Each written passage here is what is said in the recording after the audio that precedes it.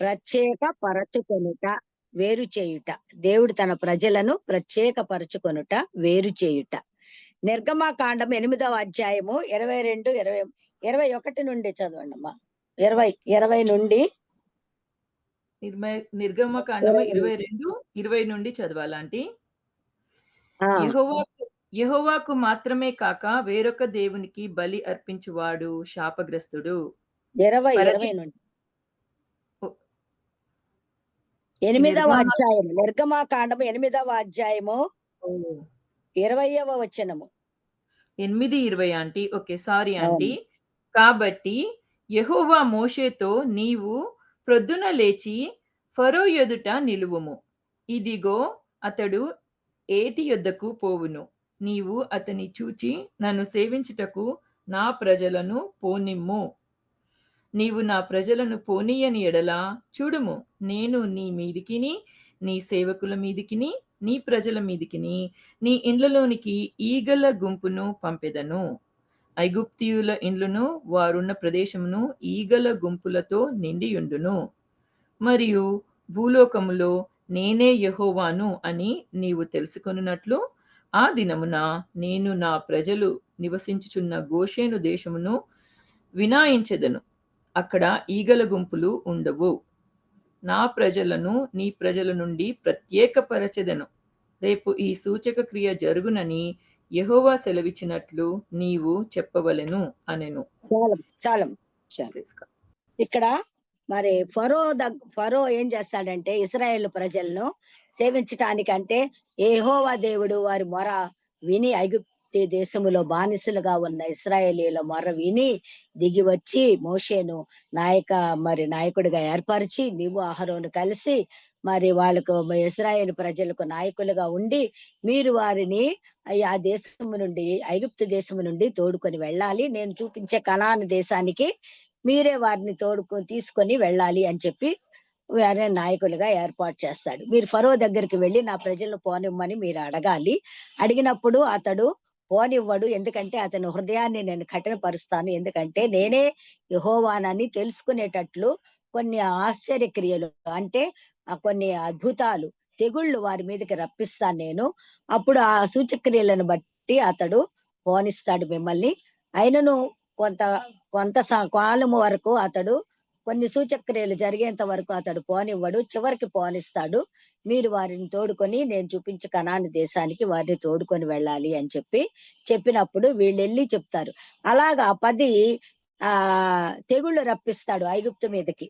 ఎన్నిసార్లు ఎన్ని వడగండ్లు రప్పిస్తాడు, ఈగల గుంపు రప్పిస్తాడు, మరి కప్పల్ని రప్పిస్తాడు. తర్వాత అందరికి ధూళి పేలు వస్తాయి. తర్వాత రక్తంగా నీరు రక్తంగా మారుతుంది. ఇట్లా అనేక మనకన్నీ తెలుసు. ఆ 10 సూచక్రియలు చేస్తాడనమాట. చేసినప్పుడు అట్లాగే ఇక్కడ ఏం చెప్తున్నాడంటే, ఇక్కడ మనం చూపించిన దాంట్లో ఆ సూచక్రియలో ఒక సూచక్రియ ఈగల గుంపు రప్పిస్తానని చెప్తూ ఉన్నాడనమాట. కాబట్టి ఇక్కడ నా ప్రజలను ఈ ప్రజల నుండి వేరుపరుస్తాను. నా ప్రజలను అంటే ఇక్కడ దేవుని కార్యాలు లోకస్తుల పట్ల, దేవుని పట్ల ఎలా ఉంటాయో మనం తెలుసుకుందాం. ఐగుప్తు అంటే లోకమునకు సాదృశ్యంగా ఉంది. ఇశ్రాయేలీలు ఆయన ఏర్పాటు చేసుకున్న ప్రజలు. దేవుడు అంటున్నాడు, నేను నా జనులను ప్రత్యేకపరుస్తాను అని. అట్టి వారికి మరి ఆయన కాపుదల, ఆయన ఆరోగ్యము, ఆయన క్షేమము, ఆయన భద్రత ఉంటుంది. ఏ హాని ఉండదన్నమాట. అందుకనే ఇక్కడ ఈ ఈగల గుంపు ఐగుప్తు దేశం అంతా వస్తుంది, గాని గోషేను దేశములో అంటే ఇశ్రాయేలీలకు మాత్రం ఒక్క ఈగ కూడా ఉండదు. అలాగే చీకటి, మరి ఏవి కనపడని చిమ్మ చీకటి, మరి మనిషి కూడా కానలేనంత చిమ్మ చీకటి రప్పిస్తాడు ఒక సూచక్రియగా. రప్పించినప్పుడు మరి ఈ గోషేను దేశములో మాత్రం, అంటే గోషేను ప్రదేశములో వీరు ఇశ్రాయేలీలు ఉన్న ప్రాంతం అంతా కూడా వెలుతురు ఉంటుందన్నమాట, చీకటే ఉండదు. అలాగే కప్పలు వీరికొండవు, వాళ్ళకు వస్తాయి అన్నమాట గుంపులుగా. ఈ విధంగా మళ్ళా మరి పిలిచా, నేను పోనిస్తాను, నీ ప్రజలను పోనిస్తాను, నువ్వు ప్రార్థన చెయ్యి, నా మరి దేవునికి మొర్రపెట్టి ఇవన్నీ పోయేటట్టు అంటాడు. ఎప్పటికప్పుడే చాలా పేచీ పెడతాడు. అంటే ముందేమో మీరొక్కళ్ళే వెళ్ళాలంటాడు. తర్వాతేమో నీ ప్రజలు మాత్రమే వెళ్ళాలి. తర్వాతేమో నీ పశువులు మాత్రమే వెళ్ళాలి. ఇట్లా పేచీ పెడతా ఉంటాడు మాటి మాటికి. కానీ హృదయం కఠినపరుచుకుంటూ ఉంటాడు. కానీ ఇక్కడ ఏంటంటే మనకి ముఖ్యమైన మరి పాయింట్ ఏంటంటే తన ప్రజలను ఈ ఐగుప్తు నుండి దేవుడు వేరుపరుస్తూ ఉన్నాడు. వాళ్ళకి ఏ తెగులు గాని ఏమి రానివ్వటం లేదు. ఆయనకు అక్కడ క్లియర్ గా తెలియపరుస్తూ ఉన్నాడు. నా ప్రజలకు నేను ఏ హాని కలగనివ్వను అని చెప్పి అక్కడ మరి చెప్తూ ఉన్నాడనమాట. మరి మనం ఈ దినము మనం దేవుని బిడ్డలముగా మరి ఉన్నామా అంటే దేవుని చిత్తాన్ని నెరవేర్చు వారముగా ఉన్నామా? దేవుని పక్షాన మనం ఉన్నామా? మన పక్షాన దేవుడు ఉన్నాడా? మనం ప్రత్యేకించబడిన జనాంగంగా ఉన్నామా? అటువంటి వారికి దేవుడు చెప్తున్నాడు, ఏ కీడు మరి మీకు రాదు, ఏ తెగులు మీ గుడారమును సమీపించదు. నేను సురక్షితముగా నా ప్రజలను నా రెక్కలతో కాస్తూ ఉంటాను అని ఇక్కడ అంటున్నాడు. ఎందుకని మనల్ని అలా కాస్తూ ఉంటాడు? ఆయన ప్రజల్ని ఎందుకు ఆయన కాస్తూ ఉంటాడంటే కీర్తన 100వ కీర్తన 3వ వచనం చూడండమ్మా. Okay aunty. ఆయన మేపు గొర్రె.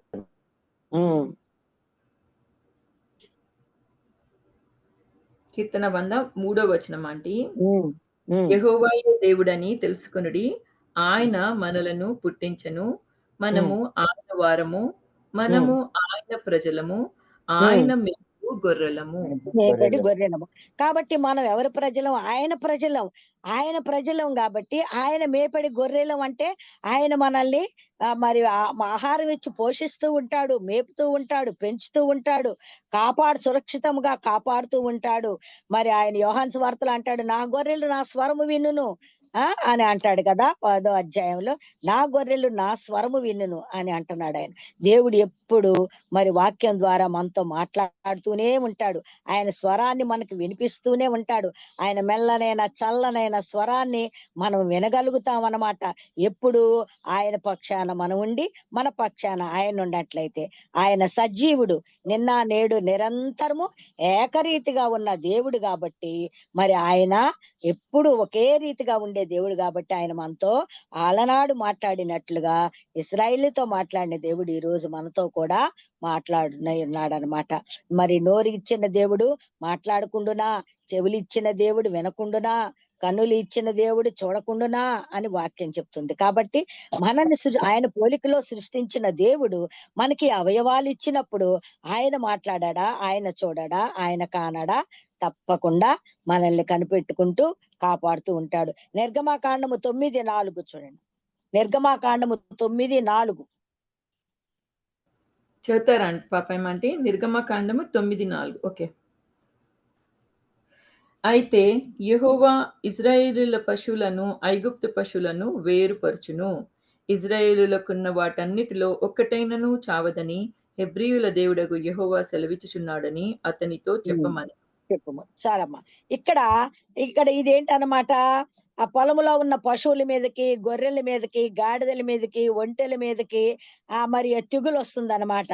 ఆ తెగులు వచ్చినప్పుడు అవన్నీ కూడా బాధకరమైన తెగులు కలుగుతుంది.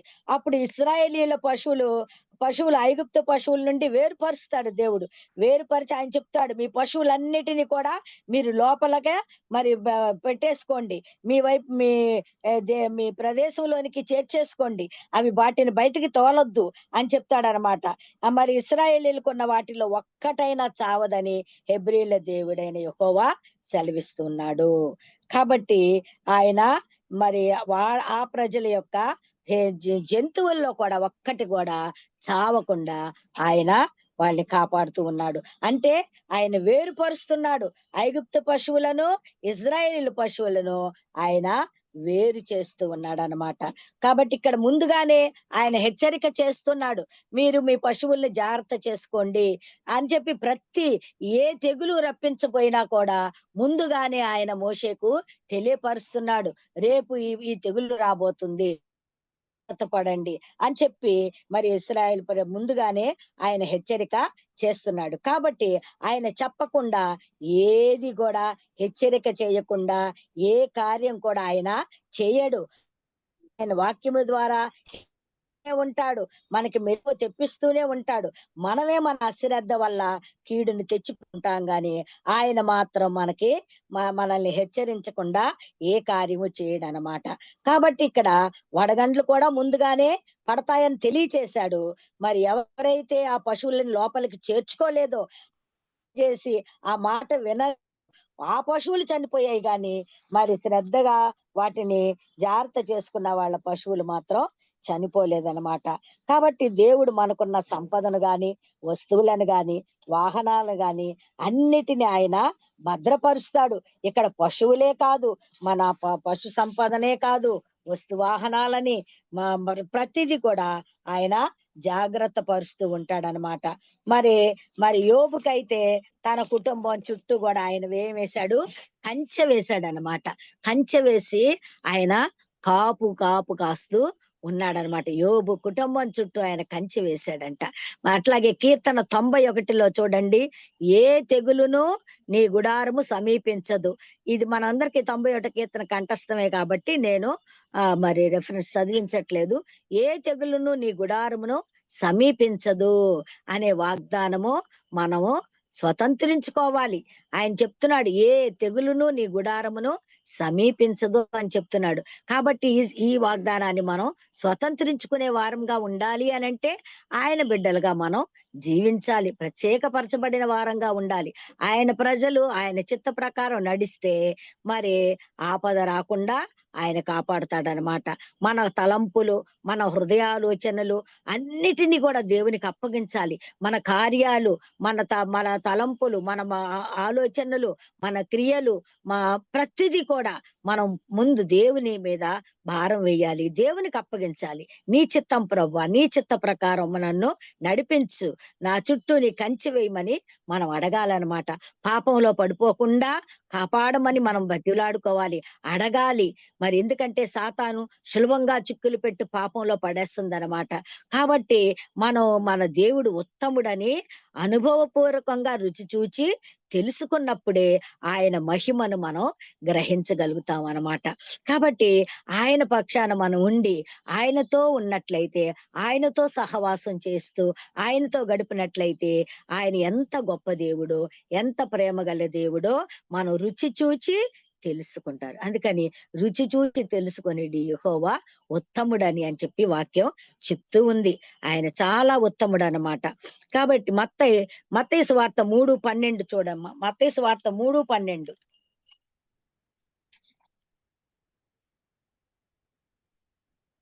అంటే ఆయన చేతిలో ఉన్నది. ఆయన తన కళ్ళను బాగుగా శుభ్రం చేసి గోధుమలను కొట్టులో పోసి ఆరని అగ్నితో పొట్టును కాల్చివేయనని వారితో చెప్పాను. కాబట్టి ఇక్కడ ఆయన చేతిలో ఉంది. ఆయన ఏం చేస్తాడు? గోధుమలను చేటలో వేసి చెరుగుతాడనమాట. అప్పుడు గోధుమల పొట్టును ఏం చేస్తాడు? అగ్నిలో కాల్చి వేస్తాడు, గోధుమలనేమో పొట్టులో చేరుస్తాడు.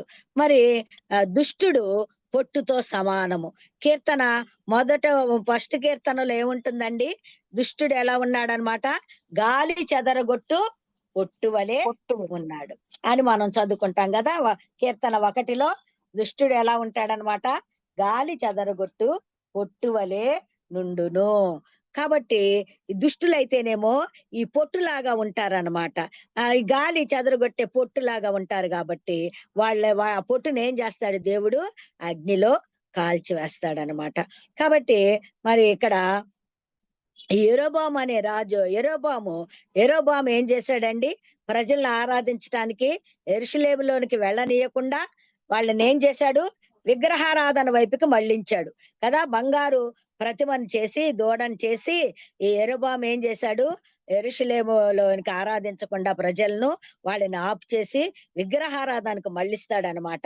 కాబట్టి అంత దుష్టుడు, దుర్మార్గుడు అన్నమాట యెరొబాము.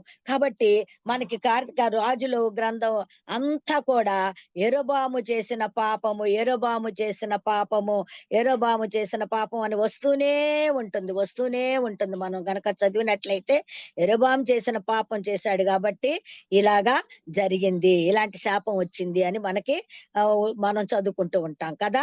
కాబట్టి ఆ మా మా అటువంటి దుష్టుల గురించి మనకి వాక్యం క్లియర్ గా మనకి బోధిస్తూ ఉందన్నమాట.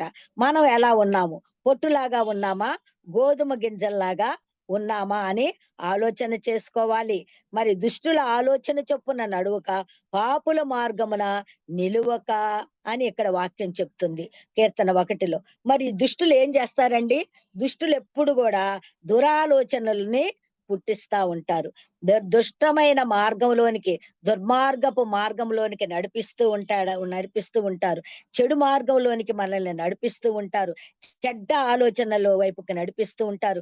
చెడ్డ ఆలోచనలు పుట్టిస్తారు. చెడు పనులు చేయటానికి ప్రోత్సహిస్తూ ఉంటారనమాట.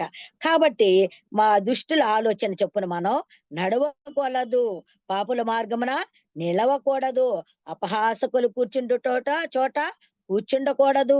యెహోవా ధర్మశాస్త్రమును ఆనందించుచు దివారాత్రములు దాన్ని ధ్యానించువాడు ధన్యుడంట.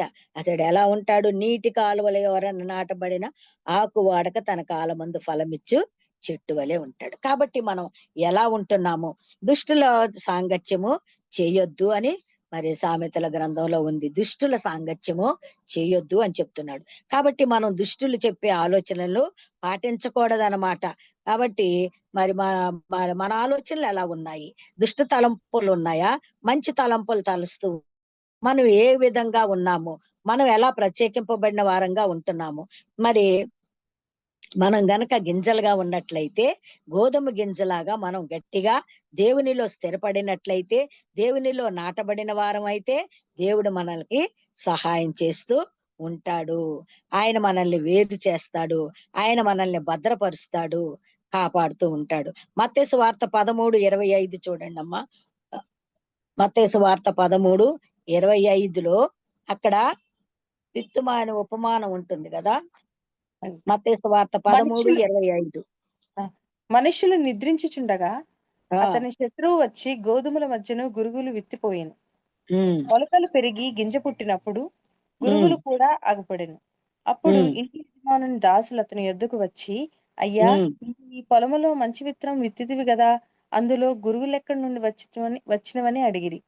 ఇది శత్రువు చేసిన పని అని అతడు వారితో చెప్పగా, ఆ దాసులు, మేము వెళ్లి వాటిని పెరికి కూర్చుట నీకు ఇష్టమా అని అతనిని అడిగిరి.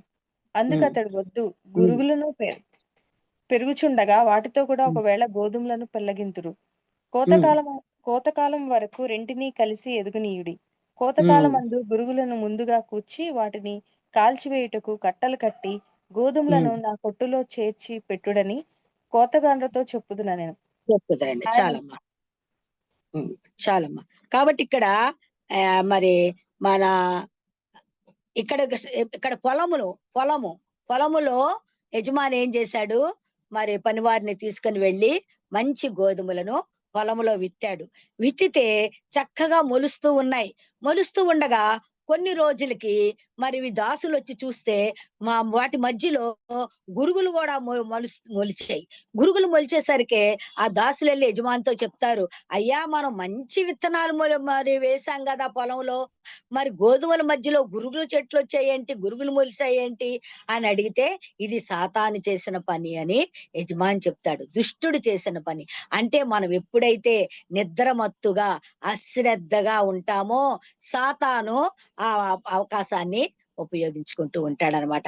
సాతాను వచ్చి మన మధ్యలో, మన హృదయం అనే పొలములో శ్రేష్టమైన విత్తనాలు మరి విత్తుతూ ఉన్నప్పుడు, మనం శ్రేష్టమైన విత్తనాలను మనం విత్తుకుంటాము. వాక్యం అనే విత్తనాన్ని విత్తుతాము, ప్రార్థన అనే విత్తనాన్ని విత్తుతాము, దేవుని గురించిన ధ్యానం అనే విత్తనాలను విత్తుతాము. కానీ పంట చక్కగా పండుతూ ఉన్నప్పుడు మనం ఎప్పుడైతే మనం అజాగ్రత్తతో, అశ్రద్ధతో, నిద్రమత్తుతో, సోమరితనముతో ఉంటామో వెంటనే సాతానుడు ఏం చేస్తాడు, అవకాశాన్ని ఉపయోగించుకుంటాడు. ఉపయోగించుకొని మన మధ్యలో మరి శ్రేష్టమైన విత్తనాల మధ్యలో గురుగులు చల్లి పోతాడనమాట. ఆ గురుగులు చల్లిపోయినప్పుడు అది ఎవరి పని? శత్రువు చేసే పని. గురుగులు అంటే చెడ్డ మొక్కలు అనమాట. కలుపు మొక్కల్ని చల్లేసిపోతాడనమాట. అంటే మన హృదయం అంతా కూడా కలుషితంగా మారిపోతుంది. దేవునిలో ఇంకా కాన్సన్ట్రేషన్ ఉండదు. దేవునిలో గడపలేము. దేవుని మీద మనము ధ్యాస పెట్టలేము. ఎందుకంటే మన మధ్యలో మరి ఆ గురుగులు ఏం చేస్తున్నాయి? సారం అంతా గురుగులే పీల్చేస్తున్నాయి. ఆ గోధుమలకి పెట్టిన సారం కాస్త గురుగులు తీసుకుపోతున్నాయి అన్నమాట. అప్పుడు ఆ దాసులు వచ్చి అడుగుతారు, గురుగుల్ని పెరికేయమా అంటే ఏం చెప్తాడు? వద్దు వద్దు, రెండిటిని కలిపి పెరగనియ్యండి. ఇక తగిన కోతకాలం వచ్చినప్పుడు, ఎందుకంటే ఒకవేళ దీన్ని పెరిగితే అవి కూడా మంచి గోధుమలు కూడా మరి ఇదైపోతాయేమోనని చెప్పి, పాడైపోతాయేమోనని చెప్పి రెండిటిని కలిసి పెరగనియండి. కోతకాలం వచ్చినప్పుడు గురుగులని మరి కట్ల గట్టి కాల్చివేయండి అగ్గిలో. తర్వాత గోధుమలని ఒట్టులో చేర్చండి. అలాగే సాతాను మరి ప్రజలు దుష్టుల మధ్యలో మనం సాంగత్యం చేస్తూ ఉంటాం. అంటే సాంగత్యం అంటే వారితో స్నేహం అని కాదు, కానీ వారితో కలిసి నివాసం చేస్తాం మనం. ఎందుకంటే దేవుని బిడ్డలు, సాతాను బిడ్డలు, అన్యులు అందరూ కలిసే ఈ లోకం అనే పొలంలో జీవిస్తూ ఉన్నారు. జీవిస్తూ ఉన్నప్పుడు దేవుడు వారిని కూడా కాపాడుతున్నాడు. వారి మీద కూడా వర్షం కురిపిస్తున్నాడు. వారి మీద కూడా ఎండ కురిపిస్తూ ఉన్నాడు. వారికి కూడా సమస్తము అనుగ్రహించి వారిని కూడా పోషిస్తూ ఉన్నాడు. ఎందుకంటే అందరూ ఆయన సృష్టే. కానీ వారు ఏం చేస్తున్నారన్నమాట? దేవుని సృష్టికర్తను మర్చి సృష్టాన్ని పూజిస్తూ ఉన్నారు. అయినా దేవుడు ఓర్చుకొని మరి వారికి కూడా ఎన్నో తరుణాలు అనుగ్రహిస్తూ ఇంకా మారుతారని అవకాశం ఇస్తూ ఉన్నాడు. అవకాశం ఇస్తూ ఆయన ప్రజలతో పాటే వారికి కూడా సమస్తాన్ని అనుగ్రహిస్తూ ఉన్నాడు. కానీ కోతకాలం వచ్చినప్పుడు ఆ గురుగులన్నిటిని కూడా కట్టకట్టి అగ్నిలో వేస్తాడనమాట. తన బిడ్డలను తను ఏం చేస్తాడు? కొట్టులో పోస్తాడు. అంటే తన రాజ్యములోనికి చేరుస్తాడనమాట. కాబట్టి మరి మన హృదయం అనే పొలంలో సాతాను మరి సోమరితనం వల్ల సాతాను గురుగులు విత్తిపోతుందేమోనని ఎప్పటికప్పుడు మనం పరీక్ష చేసుకుంటూ ఉండాలి. పరిశీలన చేసుకుంటూ ఉండాలి. నిద్రమత్తుతో ఉండకుండా అప్రమత్తంగా ఉండాలి. అప్రమత్తంగా ఉన్నప్పుడు చిన్న చిన్న శోధనలు మరి సులభంగా చిక్కులు పెట్టే పాపంలో పడవేయాలని సాతాను మరి ఎదురు చూస్తూ ఉంటుందన్నమాట ఎప్పుడు. కాబట్టి అటువంటిది ఏదన్నా వచ్చినప్పుడు వెంటనే క్షమించు ప్రభువా, మన్నించు ప్రభువా, క్షమించు నాయనా అని వెంటనే ప్రభువా ఈ తలంపులు నాలో నుంచి తీసివేయి, ఈ చెడు తలంపులు నాలో నుంచి తీసివేయి, నాలో గురుగులు మొలవకుండా చెయ్యి ప్రభువా, అవి నాటకుండా చెయ్యి ప్రభువా, నాయనా నాటుకోకుండా చెయ్యి నాయన, వాటిని త్రుటిలోనే తురించివేయి ప్రభువా, నా ఆలోచనలు తురించివేయి నాయన, నన్ను క్షమించు ప్రభువా, నన్ను నీ రక్తంలో కడుగు నాయన, నీ ఆలోచనలు, నీ వాక్య ధ్యానము, నీ మాటలే నా హృదయంలో ఉండాలి ప్రభా అని ఎప్పటికప్పుడు మనం పరిశీలన చేసుకొని మనం జాగ్రత్త పడుతూ ఉండాలన్నమాట. ఆ జాగ్రత్తగా లేకపోతే సాతానుడు మనల్ని వశం చేసుకుంటాడనమాట. చివరికి వచ్చేసరికి మన పరిస్థితి ఎలా ఉంటుందో మనమే చెప్పలేని పరిస్థితిగా అయిపోతాం అన్నమాట. మత్తయి సువార్త 25 మరి 25వ అధ్యాయం చూడండి. 25వ అధ్యాయం అంటే 22వ అధ్యాయము. ఇప్పుడు చదివింది 22గా. గురువులు 22 కదా. అవునండి. 22 చదువమ్మా. 22 కాదు ఇప్పుడు చదివింది. ఇప్పుడు చదువు. మత్తయి సువార్త 22వ అధ్యాయం చదువమ్మా. అంటే మత్తయి 22 కదా అంటే. అవునమ్మా. 22 వర్స్ అంటే ఫస్ట్ నుంచా? చదువు. ఉపమానం చదివేసాయి త్వరగా. యేసు వారికి ఉత్తరం ఇచ్చుచు తిరిగి ఉపమాన రీతిగా ఇట్లా, నేను పరలోక రాజ్యము తన కుమారునికి పెండ్లి విందు చేసిన ఒక రాజును పోలి ఉన్నది. ఆ పెండ్లి విందుకు పిలువబడిన వారిని రప్పించుటకు అతడు తన దాసులను పంపినప్పుడు వారు రానొల్లకపోయిరి.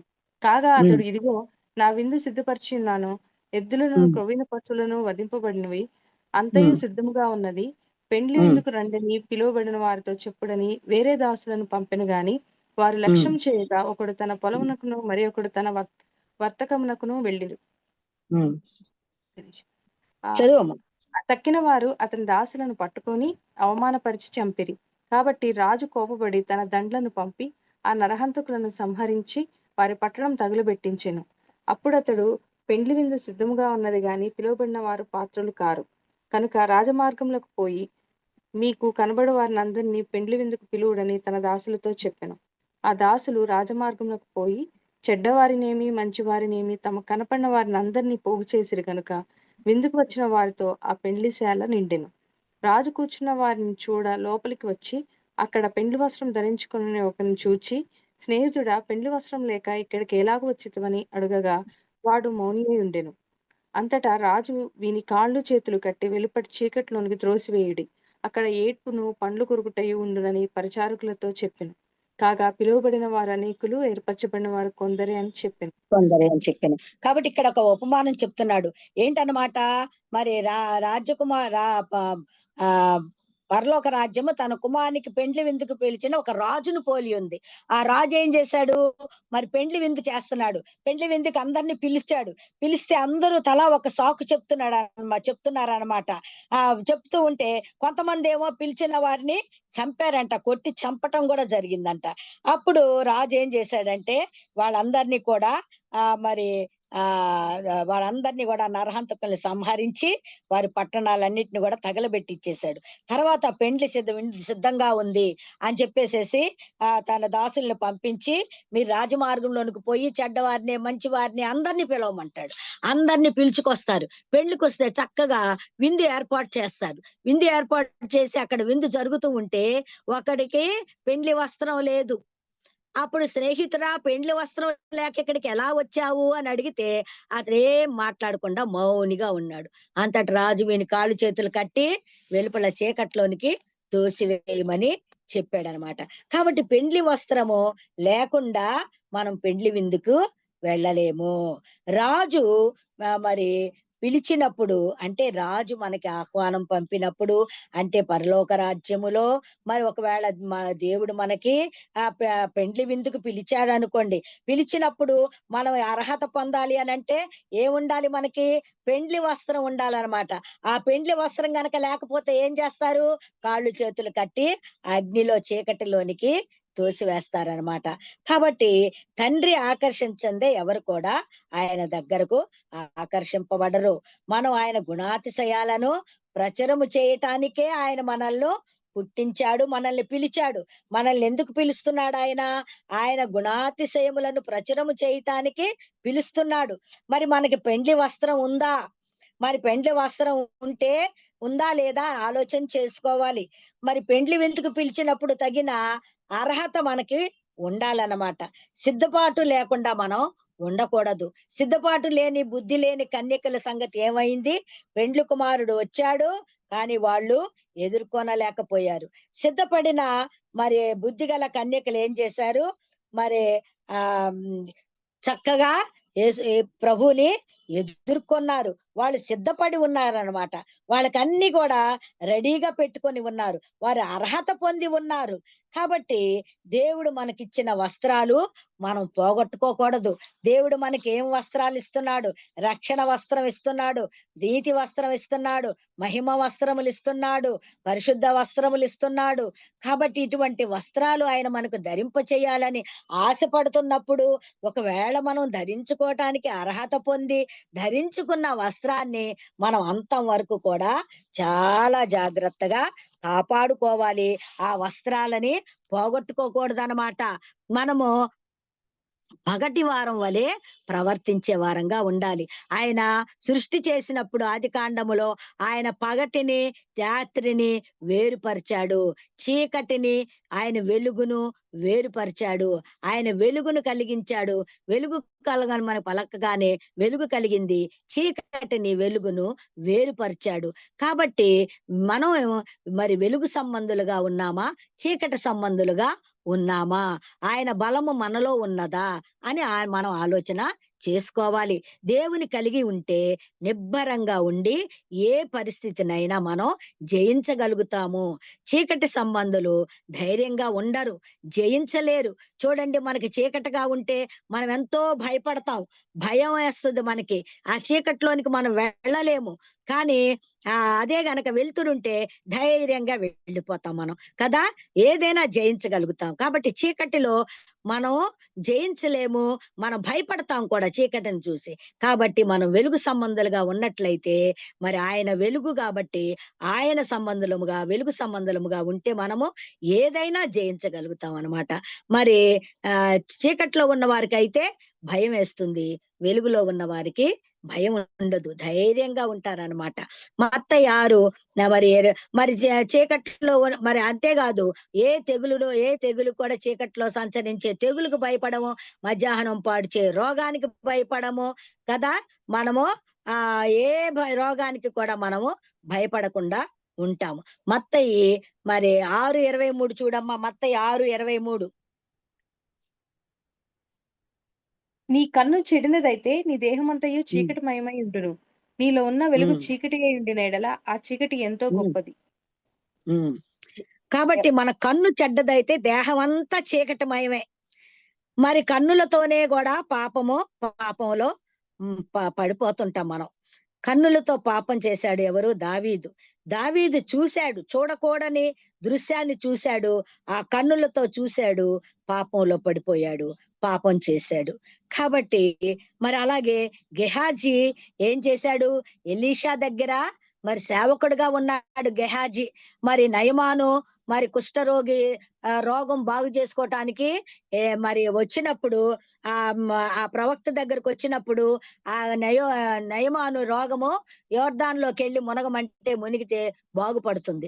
అప్పుడు ఆ నయమాను వచ్చి అతనికి ఎలీషాకు వస్త్రాలు మరి బంగారము అదంతా కూడా తీసుకొని వస్తాడు, దుస్తులు అవన్నీ తెచ్చినప్పుడు మరి ఎలీషా ప్రవక్త, నాకొద్దు, నేను తీసుకోను, వీటిని నేను అంగీకరించను అంటాడు. అయితే గెహాజీ ఏం చేస్తాడు? ఆ ధనాన్ని చూస్తాడు, ఆశపడతాడు అనమాట. ఆశపట్టి ఆ కాళ్ళతో ఏం చేస్తాడు? పరిగెత్తి వెళ్తాడు. కాళ్ళను కూడా కంట్రోల్ చేసుకోలేక పోతున్నాడు అనమాట. కాబట్టి వాటి వైపు పరిగెత్తుకొని పోయి, మా యజమానుడు ఎవరో బంధువులు వేరే దేశం నుంచి వచ్చారు, వారి కొరకు ఇవ్వటానికి మరి ఇంకా దుస్తులు తీసుకొని రమ్మ, 2 దుస్తులు తెమ్మన్నాడని చెప్తే 2 ఎందుకు, 4 తీసుకెళ్ళమని ఇస్తారు. బంగారం అన్ని ఇస్తారు. అదంతా తీసుకొచ్చి మెట్లు కింద ఆ గుడారంలో దాచిపెట్టేస్తాడనమాట. దాచిపెట్టేస్తే గెహాజీని ఎలీషాకు తెలుసు కదా, ఆయన ప్రవక్త కదా. ఎక్కడికి వెళ్ళావంటే ఎక్కడికి వెళ్ళలేదు, ఇక్కడే ఉన్నానంటాడు. లేదు, నువ్వు వెళ్ళి వాళ్ళ దగ్గర, ఆ నయమాన్ దగ్గర ఆ వస్త్రాలు తెచ్చుకునేటప్పుడు నా హృదయం నీతో కూడా రాలేదా అంటాడు. కాబట్టి దేవుని కన్నులకు మరుగైంది ఏది కూడా ఉండదన్నమాట. కాబట్టి మనం ఏ స్థితిలో ఉన్నామో, మన అంతరంగం ఏ స్థితిలో ఉందో ఆయనకు బాగా తెలుసు. కాబట్టి ఇక్కడ గెహాజీ ఏం చేశాడు? మరి ఆ ధనానికి ఆశపడ్డాడు, ఆ కళ్ళతో చూశాడు, ఆ కాళ్ళని కంట్రోల్ చేసుకోలేక పరిగెత్తిపోయి వాటిని తెచ్చుకున్నాడనమాట. కాబట్టి దేవుని చిత్తము కాని వాటి వైపుకు మనము చూడకూడదు. ఒకవేళ చూసినా వాటిని హృదయములో ఆశించకూడదు. ఆకాను విషయం చూచినట్లయితే, ఈ ఆకాను ఏం చేస్తాడు? శక్తిమైన దానిలో మరి శక్తిమైన యెహోషువ శపితమైన దానిలోనిది ఏది కూడా మీరు తీసుకోకూడదు అని యెహోషువకి సెలవిస్తాడు దేవుడు. మరి మరి యుద్ధానికి వెళ్ళినప్పుడు అక్కడ అన్య దేశాలక మరి రాజుల దగ్గరకు వెళ్ళి అక్కడ యుద్ధం చేసేటప్పుడు శపితమైన వాటిలో ఏది కూడా మీరు ముట్టకూడదు అని చెప్తాడనమాట. ముట్టకూడదు అని చెప్పినప్పుడు అప్పుడు ఆకాను ఏం చేస్తాడు? అక్కడ ఒక బంగారు కమ్మి, ఒక చేనారు వస్త్రము ఇవన్నీ తీసుకొని ఆశపడి ఆ శపితమైన దానిలోది దాచుకుంటాడనమాట. దాచుకున్నప్పుడు మరి అక్కడ ఏమవుతుందనమాట, వారు యుద్ధంలో ఓడిపోతారు. ఇశ్రాయేలీయులు యుద్ధంలో ఓడిపోయినప్పుడు ఎందుకు ఇలా ఓటమి వచ్చిందని చెప్పి వారు విచారణ చేస్తారు. విచారణ చేసినప్పుడు యెహోవా దేవుడు చెప్తాడు చీటీలు వేయమంటాడు. చీటీలు వేసినప్పుడు ఆకాను కుటుంబం మీదకి ఆ చీటీ వస్తుందన్నమాట. అప్పుడు ఆకాన్ని గట్టిగా అడిగితే అవునని చెప్తాడు, ఒప్పుకుంటాడు. అప్పుడు ఒప్పుకుంటాడు. కానీ అప్పుడు దేవుడు చెప్తాడు, ఈ శపితమైన ఆజ్ఞను పాటించలేదు కాబట్టి, శపితమైన దానిలోది తీసుకున్నాడు కాబట్టి, మరి వాడి కుటుంబం, వారి పశువులు, ఆ ఆకానికి కలిగిన సమస్తము మరి అక్కడ లోయలు తీసి ఆ లోయలో వాటిలందరినీ పడేసి రాళ్లతో కొట్టి చంపి ఆ రాళ్లను గొట్ట వేస్తారు. ఇప్పుడు కూడా ఆకాను లోయ అంటారు దాన్ని. మరి కాబట్టి ఆ తను చేసిన ఆ చిన్న పొరపాటు, ఆశ ఆశపడ్డాడు, శపితమైన దానిలోనిది తీసుకున్నాడు కాబట్టి తనతో పాటు తన కుటుంబం, తన పశువులు, తనకున్న ఆస్తి అంతా కూడా మరి నాశనం అయిపోయిందన్నమాట.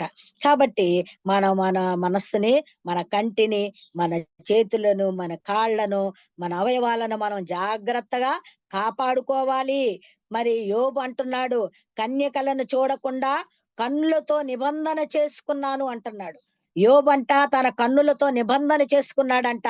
ఎందుకు? కన్యకల వైపు చూడకుండా అంత మరి దేవునితో నిబంధన చేసుకుని అంత పవిత్రమైన చూపు కలిగి ఉండాలని యోబు మరి ప్రయత్నం చేస్తూ ఉన్నాడు. కాబట్టి ఆజ్ఞలలో ఏమిటి ఉంది? ఆజ్ఞ, నీ పొరుగు వానిదగు దేనిని ఆశింపకూడదు అని ఆజ్ఞలో ఉంది. 9వ ఆజ్ఞ కదా, నీ పొరుగు వానిదగు దేనిని ఆశింపవద్దని చెప్తున్నాడు.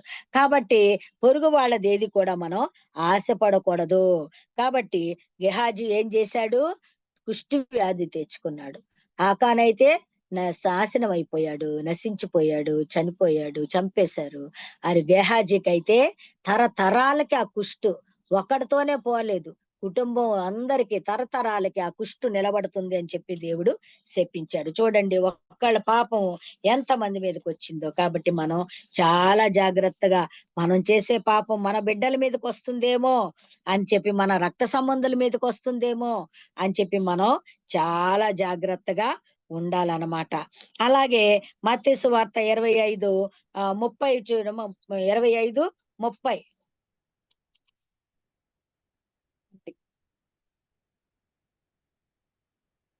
మరియు పనికిమాలిన ఆ దాసుని వెలుపటి చీకటిలోనికి త్రోసివేయుడి, అక్కడ ఏడ్పును పండ్లు కొరుకుటయు ఉండునెను. తర్వాత ఇక్కడ కొంచెం పైకి చదువమ్మా. 27 నుంచి చదువమ్మా. 20. అట్లయితే నీవు నా సొమ్ము సాహుకారుల యొద్ద ఉంచవలసి ఉండెను, నేను వచ్చి వడ్డీతో కూడా నా సొమ్ము తీసుకుని ఉందునే అని చెప్పి ఆ తలాంతును వాని యొద్ద నుండి తీసివేసి 10 తలాంతులు గల వానికి ఇయుడి. కలిగిన ప్రతి వానికి ఇయ్యబడును, అతనికి సమృద్ధి కలుగును. లేని వాని యొద్ద నుండి వానికి కలిగినది తీసివేయబడును. మరియు పనికిమాలిన ఆ దాసుని వెలుపటి చీకటిలోనికి త్రోసివేయుడి, అక్కడ ఏడ్పును పండ్లు కొరుకుటయు ఉండునెను. ఇది మనందరికీ తెలిసినదే. ఈ ఉపమానం మనందరికీ తెలిసినదే. మరి యజమాని దేశాంతరం పోతూ ఏం చేస్తాడు? ఒక వ్యాపారం అన్నమాట. యజమాని దేశాంతరం పోతూ తలాంతులు ఇస్తాడు దాసులకి. 10 తలాంతులు, 5 తలాంతులు, 1 తలాంతు ఇచ్చి వెళ్తాడనమాట. మళ్ళా తిరిగి ఆయన దేశాంతరం పోయి పనులు చూసుకొని వచ్చిన తర్వాత, తిరిగి వచ్చిన తర్వాత వాళ్ళందరినీ దాసుల్ని పిలుస్తారు. ఏది మీకు ఇచ్చిన తలాంతులు ఏవి తీసుకురండి అని అంటే, 10 తలాంతులు గలవాడు ఇంకా మళ్ళీ 10 సంపాదించాను, నువ్వు వెళ్ళిన తర్వాత ఇంకా 10 చేశాను, వీటిని 20 చేశాను అంటే నువ్వు అనేకమైన వాటి మీద అధికారిగా ఉంటావు అని చెప్పేసి బడా నమ్మకమైన మంచి దాసుడా అని మెచ్చుకుంటాడు కదా. తర్వాత 5 తలాంతులు ఇంకా 5 సంపాదించాను అన్నప్పుడు మరి నువ్వు కూడా బడా నమ్మకమైన మంచి దాసుడా, నిన్ను కూడా మరి ఇంకా కొన్ని వాటి మీద నిన్ను అధికారిగా ఉంచుతున్నాను అని చెప్తాడు. 1 తలాంతు తీసుకున్నవాడు ఏమంటాడు? నువ్వు విత్తని దాన్ని కోయివాడవు, చల్లని దానికి పంట కూర్చుకొని వాడవైనా చెడ్డదాసుడవు అంటాడు కదా. ఏమంటాడు? నువ్వు సోమరువైన చెడ్డదాసుడా, నేను విత్తని చోట కోయివాడను, చల్లని చోట పంట కూర్చుకొని వాడనా అని అంటున్నాడు. విత్తని చోట కోయివాడు, చల్లని చోట పంట కూర్చుకొని వాడవు నువ్వు, అందుకే నేను ఆ తలాంతుని అట్లాగే పెట్టాను అంటున్నాడు. అంటే యజమానికి చాలా కోపం వచ్చింది. నన్ను ఇంట్లో అంటావా, నేను చెడ్డవాడినా? నేను అయితే మరి అలాంటప్పుడు నువ్వు నా ఆ తలాంతు మరి షావుకారుల దగ్గర ఉన్నట్లయితే అది రెట్టింపు అయ్యేది కదా. నీకు చేత కాకపోతే నువ్వెందుకు దాన్ని కప్పి పెట్టావు, నువ్వెంత చెడ్డవాడు అనుకోలేదు నన్ను అని చెప్పేసేసి అతన్ని వెలుపట చీకట్లోనికి తోసివేయడి, కాళ్ళు చేతులు కట్టి అక్కడ ఏడుపు పండ్లు కొరుకుట ఉంటదని చెప్తున్నాడు. కాబట్టి తలాంతు మరి ఏదో దేవుడు మనందరికీ కూడా ఏదో ఒక వరం ఇస్తాడు. ఇక్కడ ఏం చేశాడంటే ఈ తలాంతు గుంట దవ్వి పాతి పెట్టాడంట. గుంట దవ్వి పాతి పెట్టి మరి జాగ్రత్తగా తీసిస్తున్నాడంట ఆ యజమాని వచ్చినప్పుడు. కాబట్టి దేవుడు అందరికి ఏదో ఒక తలాంత్ ఇస్తాడు. మనకిచ్చిన తలాంత్ ఏదైనా సరే దేవుని కొరకు ఉపయోగిస్తే ఇంకా అధికమైన తలాంతులు ఇచ్చి మనల్ని ఇంకా ఘనమైన పాత్రలుగా వాడుకుంటూ ఉంటాడనమాట. అంతేగాని మరి తవ్వి దాచిపెట్టాం అనుకోండి, మనకిచ్చిన తలాంతిని తీసివేసి మరి దాని మనల్ని వెలుపల చీకట్లోనికి నెట్టివేయడం అంటున్నాడు. మన తలాంతులు మనకిచ్చిన తలాంతుల గురించి దేవుడు అడుగుతాడు. నీకు ఇన్ని తలాంతులు ఇచ్చాను, నువ్వేదైనా నా కొరకు ఉపయోగించావా అని అడుగుతాడు. కాబట్టి అట్లా అడిగినప్పుడు మనం జవాబు ఏం చెప్పగలము? కాబట్టి మరి దేవుడు అంటున్నాడు, గిన్నెడు చన్నీళ్ళు ఇస్తే దాని ప్రతిఫలం పోగొట్టుకోరు అని వాక్యం చెప్తుంది. కాబట్టి మనం మనకిచ్చిన తలాంతులను ఇతరులకు వాడుతున్నామా?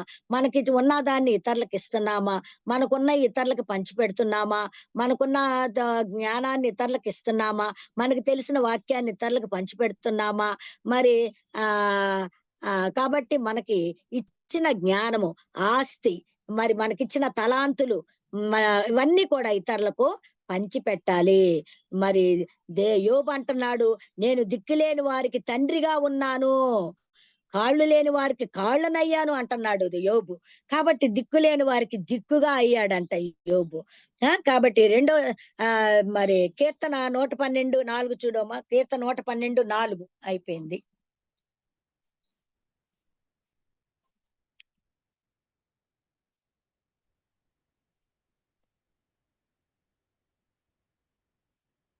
కీర్తనలో 112:4 చదువుతున్నారు ఎవరైనా?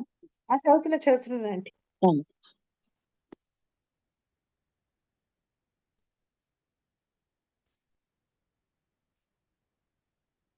యథార్థవంతులకు చీకటిలో వెలుగు పుట్టును, వారు కటాక్షమును వాత్సల్యతయు నీతియు గలవారు.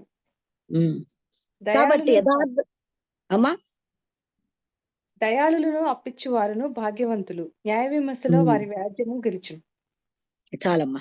కాబట్టి ఇక్కడ యథార్థవంతులకు చీకటిలో వెలుగు పుట్టునంట. కాబట్టి యథార్థ హృదయం కలిగి ఉండాలి మనం. ఆ చీకటిలో కూడా వాళ్ళకి వెలుగు పుడుతుందంట. వారి కటాక్షము, వాత్సల్యతయు, నీతియు గలవారు. కాబట్టి వారి యథార్థవంతులు ఎలా ఉండాలి? కటాక్షము కలిగి ఉండాలి, వాత్సల్యత కలిగి ఉండాలి, నీతి గలవారమై ఉండాలి. ఇవన్నీ ఉంటే దేవుడు మన మీద దయ చూపిస్తాడు. కాబట్టి హిజ్కియా మరి చీకటి పరిస్థితులు మనకి రాకపోవు. మన జీవితంలో కూడా చీకటి పరిస్థితులు వస్తాయి. హిజ్కియాకు మరి చీకటి పరిస్థితులు వచ్చాయి. మరి ప్రవక్త వచ్చి చెప్తాడు, నీ ఇల్లు చక్కబెట్టుకోమని చెప్తున్నాడు దేవుడు. నీకు కుదరని రోగం వచ్చింది, నువ్వు చనిపోతావు, నీ ఇల్లు చక్కబెట్టుకో, నీ పితరుల దగ్గరికి చేర్చబడతావంటే అప్పుడు హిజ్కియా గోడ వైపు తిరిగి కన్నీళ్లతో ప్రార్థన చేస్తాడు. నేను ఎంత యథార్థ హృదయంగా ఉన్నానో, ఎన్ని మంచి కార్యాలు చేశానో, ఎలాగ నేను నా క్రియలన్నీ నీకు తెలుసు ప్రభువా, నన్ను కనికరించమని ప్రార్థన చేస్తాడు. గోడ వైపు తిరిగి ప్రార్థన చేసినప్పుడు మరి అప్పుడు మరణాంధకారం గుండా ప్రయాణం చేసే హిజ్కియాకు దేవుడు వెంటనే మళ్ళీ అదే ప్రవక్తని వెనక్కి పంపించి నీకు 15 సంవత్సరాల ఆయుష్ పెంచుతున్నాను అని చెప్తాడు. కాబట్టి ఇక్కడ మరి ఎంత మరి మేలు పొందాడు హిజ్కియా చూడండి. కాబట్టి దేవునికి ప్రార్థన చేశాడు, యథార్థతను జ్ఞాపకం చేసుకోమని బ్రతిలాడుతున్నాడు. కాబట్టి మరి మనం యథార్థ హృదయాలుగా ఉన్నట్లయితే దేవుడు మనం బ్రతిలాడినప్పుడు ఆయన మన ప్రార్థన వింటాడు. చీకటిలో మనకి వెలుగు పుడుతుంది. ఆయన బిడ్డలకు చీకటిలో వెలుగు పుడుతుందని ఇప్పుడే చదువుకున్నాం కదా. దేవుడు ప్రార్థన విని కనికరించి 15 సంవత్సరాల ఆయుష్ హిజ్కియాకు పెంచాడు. యోబుకు చీకటి పరిస్థితులు రాలేదా? వచ్చాయి. కొన్ని అగ్ని పరీక్షలు ఉంటాయి. కాబట్టి మరి సాతాను ఎంతో శోధిస్తుంది, దేవుని బిడ్డలను మరి ఎక్కువగా శోధిస్తుంది.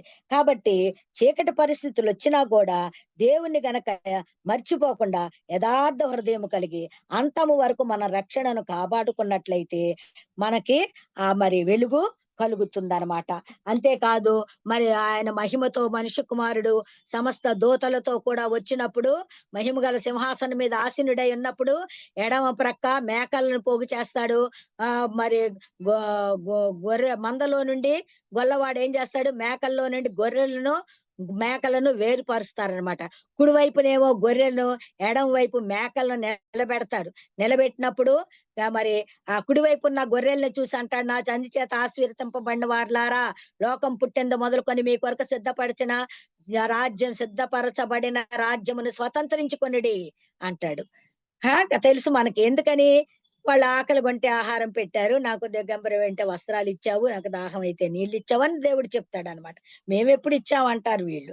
కానీ మరి ఎడం వైపు ఉన్న మేకల్ని చూసి ఆయన ఏమంటాడనమాట, మరి మిక్కిలి అల్పులైన నా సహోదరులో ఒకనికి మీరు చేసిరు గనక నాకు చేసిద్దరు అంటాడు వారిని చూసి.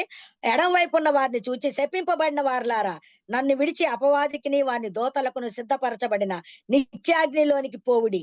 నేను ఆకలి కొంటిని, మీరు నాకు భోజనం పెట్టలేదు, దప్పిగొంటిని, నాకు దాహం ఇవ్వలేదు, పరదేశనై ఉంటిని, నన్ను చేర్చుకోనలేదు అని అంటుంటే, ప్రభువా మేమెప్పుడు నీవు ఆకలి కొంటే, దప్పిగొంటే, పరదేశ అయి ఉంటే చూచి నీకు ఆ ఉపచారం చేయలేదు, చేయకపోతిమి అని అడుగుతారన్నమాట.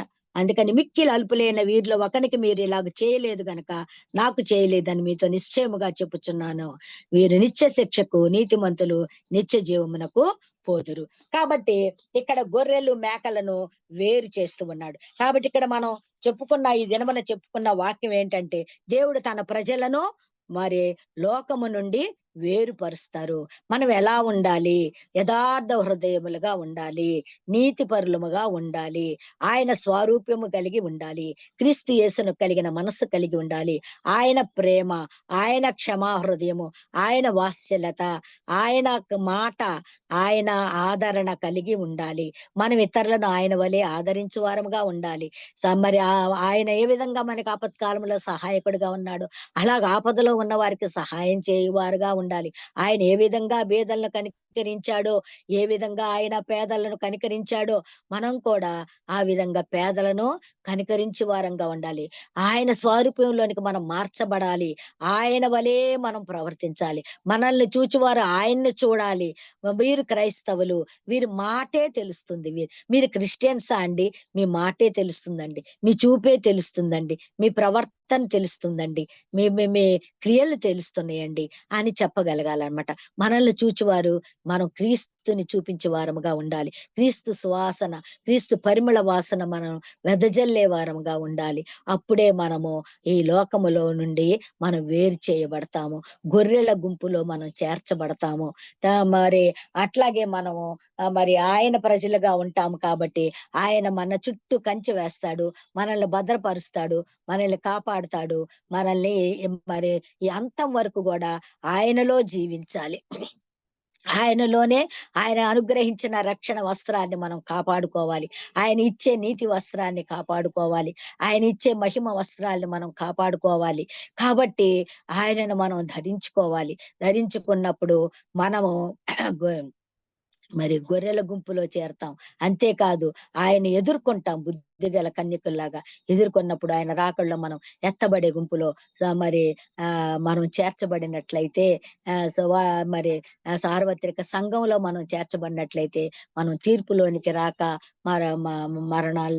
మరణాన్ని జయిస్తాం అన్నమాట మనం. కాబట్టి మనం జీవాన్ని కనుగొంటాము. కాబట్టి దేవుని యొక్క జీవం మనలో ఉండాలి. మనం గోధుమల వలె గట్టి గింజలలాగా ఉండాలి. మనం మరి తాలు గింజల్లాగా ఊరికే మనం మరి నిరుత్సాహపడిపోవటం, ఊరికే చిన్న చిన్న పాపాల్లో పడిపోవటం, దుష్టుల ఆలోచనకే మనం పడిపోవటం, ఎవరన్నా ఏదన్నా చెప్తే మనం మోసపోవటం, అలాంటివి మనమే జరగకుండా చూసుకొని జాగ్రత్త పడినట్లయితే, వెలుగు సంబంధాల వలె ఉన్నట్లయితే చీకటిలో నుంచి ఆయన మనల్ని వేరు చేస్తాడు, వెలుగులో నడిపిస్తాడు. చీకటిలో కూడా ఆయన బిడ్డలకు, యథార్థవంతులకు వెలుగు కలుగుతుంది. మన బాధలలో, వేదనలో ఉన్నప్పుడు ఆయన మనల్ని రక్షిస్తూ మన చుట్టూ కంచె వేస్తూ చివరికి ఆయన బిడ్డలుగా ఆయన రాజ్య వారసులుగా చేస్తాడనమాట. పెండ్లి వస్త్రాలు మనం ధరించుకునే వారంగా ఉండాలి. పెండ్లి వస్త్రం పొందే అర్హత పొందినట్లయితే ఆయన చేసే ఆ మరి పరలోకపు విందులో మనందరికీ కూడా పాలు పంపులు దయచేస్తాడు. అటువంటి భాగ్యము మరి మనకు అనుగ్రహించలాగున దేవుడు మనల్ని కాపాడును గాక. దేవుడి పరిశుద్ధ వాక్యమును మన వినికిడిలో దీవించి ఆశీర్వదించును గాక. ఆమేన్.